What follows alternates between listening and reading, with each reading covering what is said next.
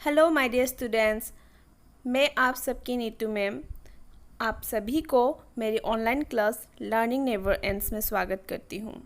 आज हम लोग पढ़ने जा रहे हैं हिंदी सुलभ से पाठ 5 मेरा देश। ये कविता है जिनको लिखा है सोहनलाल द्विवेदी ने।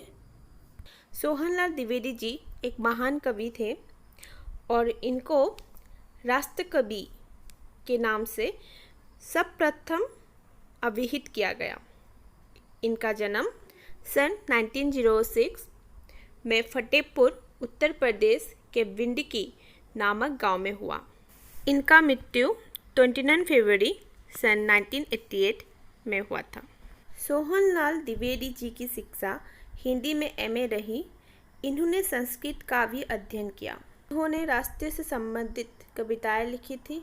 महात्मा गांधी पर इन्होंने कई भावपूर्ण रचनाएं लिखी हैं जो हिंदी जगत में अत्यंत लोकप्रिय हुई हैं।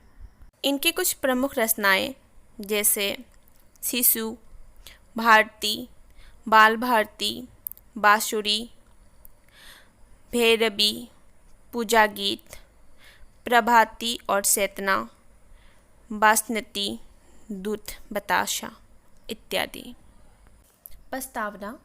प्रस्तुत कविता में कवि ने भारत के अनुपम सौंदर्य का वर्णन कर इसके मनमोहक दृश्य को अपनी रचना के माध्यम से स्थित किया है। यह कविता देशभक्ति की भावनाओं से उत्पन्न कविता है जिनमें भारत देश के गौरव का गुणगान किया गया है।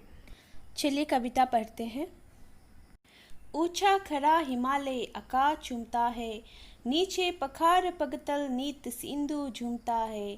गंगा पवित्र यमुना नदियाँ लहर रही है, पल पल नई छटाई पग पग सहर रही है।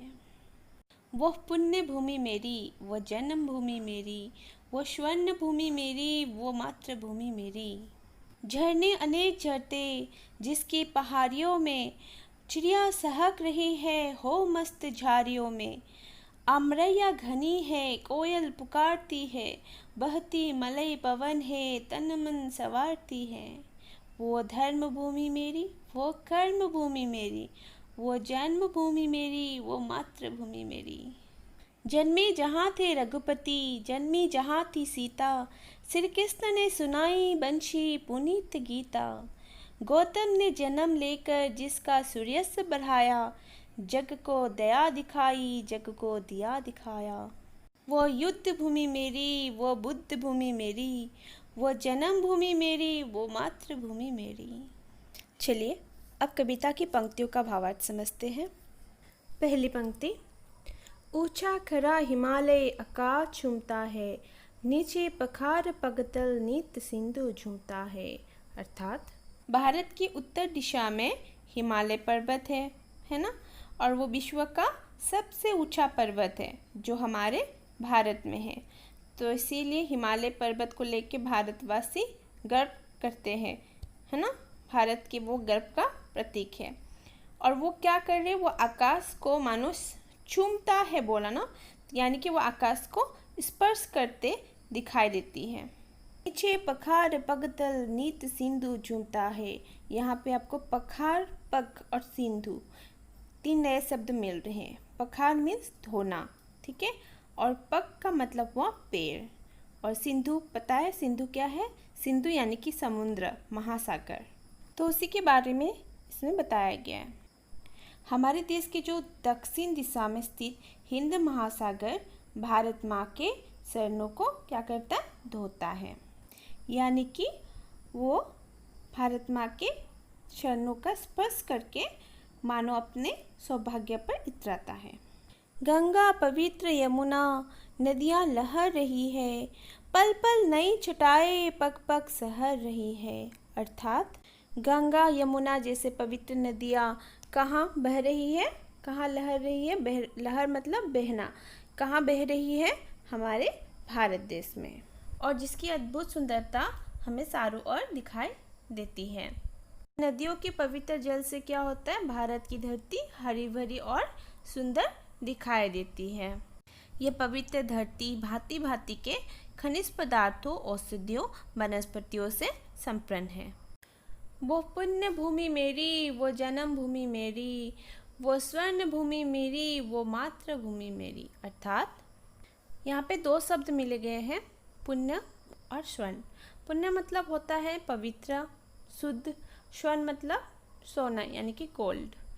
तो यहाँ पर कवि ने अपने देश का जो उल्लेख किया है बहुत ही शानदार उल्लेख किया है। उसने कहा है कि ये पुण्य भूमि यानी कि ये पवित्र जो भूमि है वो किसकी है, वो मेरी है।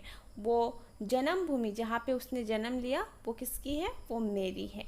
और वो स्वर्ण भूमि यानी कि वो सोना का जो भूमि है, उसने सोने की समान तुलना की है अपने देश को। तो इसी के बारे में बताया गया है कि वो स्वर्ण भूमि यानी कि वो सोना का जो भूमि है वो किसकी है, वो मेरी है। वो मातृभूमि किसकी है, मेरी है। झरने अनेक झरते जिसकी पहाड़ियों में, चिड़िया सहक रही है हो मस्त झाड़ियों में। अर्थात कवि कहना चाहते हैं कि जो भारत देश के जो पर्वतीय अंचल यानी कि पहाड़ी जो क्षेत्र है, वो वहाँ पे जो कल मतलब जो झरने बहते हैं बार बार, तो वो क्या करते, वो भारत देश के क्या करते, वो शोभा बढ़ाते हैं। इन हरे भरे वन्य प्रदेशों में चिड़ियों के जब सहकना जब सुनते हैं, उनकी जो मधुर स्वर उसमें गूंजती है, तो वहाँ के वातावरण क्या होता है, वहाँ के वातावरण जो होता है वो मदमस्त हो जाता है। मदमस्त मतलब खो जाओगे। वो आवाज़ जब चिड़िया सहकती है तो आवाज़ सुन के आपको इतना ही अच्छा लगेगा कि आपको वहाँ से वापस आने का मन नहीं होगा। मतलब वो लुभा देती है, पूरा वातावरण को बहुत सुंदर कर देती है। वहाँ के जो भी वातावरण होते बहुत ही सुंदर और बहुत ही मतलब लुभानीय, मदमस्त, आपको वहाँ पे ही रहने का मन होगा, ऐसा कर देते हैं। अमरैया घनी है, कोयल पुकारती है, बहती मलय पवन है, तन मन संवारती है। अर्थात अमरैया मतलब क्या है, अमरैया मतलब आम का बगीचा, और घनी मतलब बहुत ज़्यादा, ढेर सारा, ठीक है। और मलय मतलब चंदन, और पवन मतलब हवा। आम के जो घने बगीचों में क्या होते हैं, बसंत ऋतु के आगमन पर कोयल की मीठी कूक सुनाई देती है। यानी कि बसंत ऋतु के समय हमें कोयल की जो आवाज़ें, मीठी मीठी आवाज़ें हमें सुनाई देती हैं। और भारत देश के दक्षिण में स्थित हिमालय पर्वत से बहने वाली शीतल और सुगंधित हवा प्राणियों के तन मन को ताजगी से भर देती है। यानी कि वो हमारे तन मन को ताजगी, हवा, शीतल हवा है उससे हमें ताजगी प्रदान करती है, ताजगी से भर देते हैं। वो धर्म भूमि मेरी, वो कर्म भूमि मेरी, वो जन्म भूमि मेरी, वो मातृभूमि मेरी। अर्थात ये धर्म की भूमि मेरी है। क्यों इसे धर्म भूमि कहा गया है, क्योंकि यहाँ पर अनेक को जो धर्म है सब मिलकर एक साथ रहते हैं, तो इसीलिए ये धर्म की भूमि मेरी है। और ये कर्म भूमि यानी कि जहाँ कर्म को ज़्यादा महत्व दिया जाता है, तो ये भूमि मेरी है। और वो जन्म भूमि जहाँ पे मैंने जन्म लिया है वो भूमि मेरी है, ये मातृभूमि मेरी है, जो मुझे सदैव कर्म और धर्म के मार्ग पर चलना सिखाता है।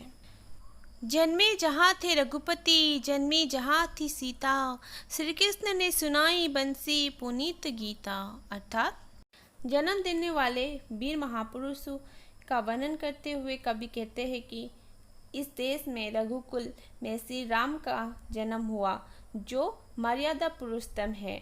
उनका जीवन चित्र मानव जीवन का आदर्श प्रस्तुत करता है, जहाँ सीता माता जैसी पतिव्रता व धर्मपरायण स्त्री का जन्म हुआ, जिन्होंने नारी धर्म का आदर्श स्थापित किया। जहाँ द्वापर युग में श्री कृष्ण ने जन्म लिया, जिन्होंने अपने बांसुरी की धुन सुनाई और महाभारत के युद्ध में गीता का उपदेश देकर मनुष्य को निष्काम कर्म की शिक्षा दी। गौतम ने जन्म लेकर जिसका सूर्यस्य बढ़ाया, जग को दया दिखाई, जग को दिया दिखाया। अर्थात गौतम बुद्ध जैसे महान पुरुष इस देश में जन्म लिए, जिन्होंने बुद्ध धर्म का स्थापित किया, मनुष्य को अहिंसा का पाठ पढ़ाया। उनके मन के दीपक से आज विश्व के अनेक देश आलोकित हैं। वो युद्ध भूमि मेरी, वो बुद्ध भूमि मेरी, वो जन्म भूमि मेरी, वो मातृभूमि मेरी। अर्थात वो युद्ध की भूमि मेरी है जहाँ महाभारत जैसे युद्ध हुए, वो बुद्ध की भूमि मेरी है जहाँ बुद्ध देव जैसे महान व्यक्ति जन्म लिए, जिन्होंने अहिंसा के पाथ पढ़ाया लोगों को।